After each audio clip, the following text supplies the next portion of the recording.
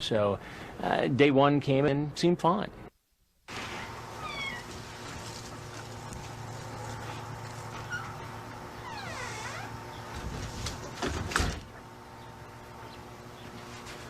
Hey, Nathan? Yeah? I just cut the crap out of my toe. I'm getting a Band-Aid. Hold up the kitchen counter for a second, okay? In this case, as in the previous investigations, we worked with the computer watchdog group, Perverted Justice. Its decoys go into chat rooms posing as 12, 13, 14, 15-year-old kids, home alone. I'll be right back down. Would you do me a favor and just go have a seat right on the outside of the bar, please? And take your hands out of your pockets for me. Go ahead, have a seat. As a potential predator walks in, there's a whole other investigation starting outside the house. The sheriff's department is moving into position, trying to monitor what's going on so there are no surprises. The police are set up in a house across the street. There's a motorhome. You know, they've got the entire area covered. What are you doing here? Came to visit somebody. Who did you come to visit? Katie. Katie. How old is Katie?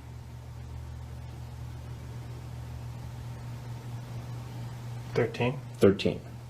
And how old are you? 23. 23. Do you see a problem with that?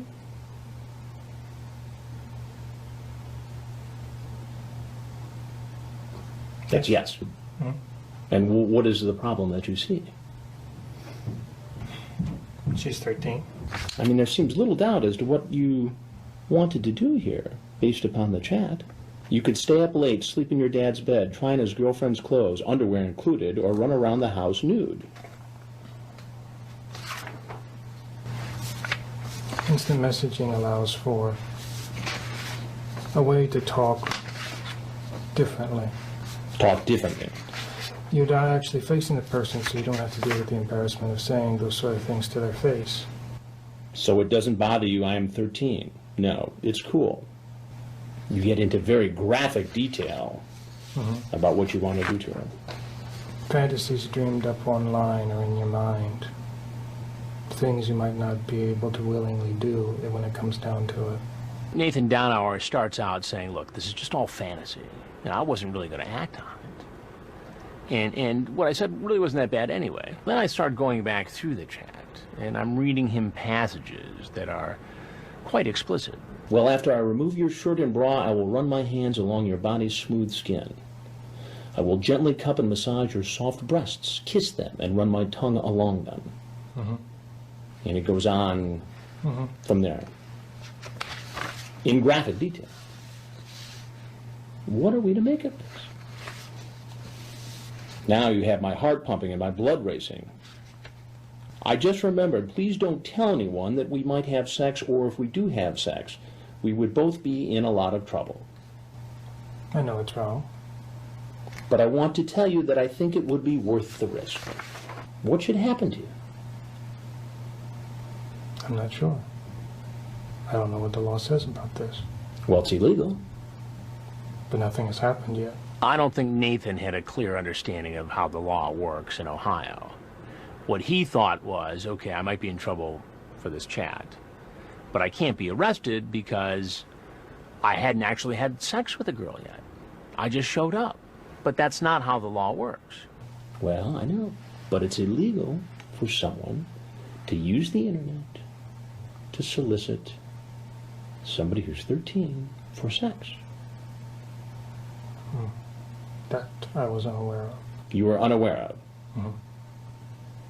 Why would you think it would be lawful to do something like that? It didn't catch my mind. It didn't catch your mind that it would be wrong for you as a grown man to come into this home where you thought a 13-year-old girl was home alone after this sexually explicit conversation? The law was broken because of what he said online, the solicitation, and the fact that he showed up. It didn't matter that there really wasn't a young teenage girl in the house waiting for him to have sex. He, according to the authorities, was breaking the law. Well, Nathan, there's something I got to tell you. I'm Chris Hansen with Dateline NBC, and we're doing a story about adults who try to meet underage boys and girls for sex on the internet. If you have anything else that you'd like to tell me, I'd be happy to hear it. If not, you're obviously free to walk out that door. Thank you. Anything else you'd like to say? No. Okay. I finish my conversation with Nathan. He leaves. Sheriffs arrest him. He's taken to this auxiliary building for the next step in the process, which is to be processed and ultimately interviewed by detectives.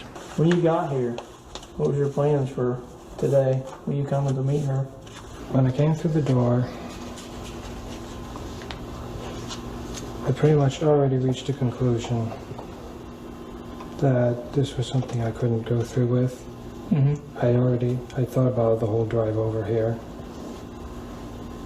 And so I figured I'd just tell her face to face that we could spend time together, watch a movie, whatever, but there wouldn't be anything beyond that. What were your plans as far as what you guys are communicating? Our plans as far as we were communicating, or as far as I was thinking at the moment, was a sexual activity. Okay. But possible repercussions of actually doing it began to gnaw on my mind. I couldn't stop thinking about it. What would happen if I got caught? I was caught. The only thing you had on him was a pocket knife. Is there anything else in the car? Under the left seat, there's a box of condoms unopened. That was supposed to be for something different. I just never used them. Do you have a girlfriend or anything? Nope. Nope. When's the last time you had a girlfriend? Never. Never. Never. Have sex? Nope. Never. So you have a box of condoms with you. You've never had sex before. The whole plan was to have sex with this 13-year-old when you got here, correct? That was the original plan. At this point, you're going to be charged with unlawful sexual conduct, attempted unlawful sexual conduct with a minor. What's the penalty? It's a felony of the 4th degree. And it goes on my record, correct? So I'm going to be tried for it? Yeah. Nathan spent the night in the Dark County Jail.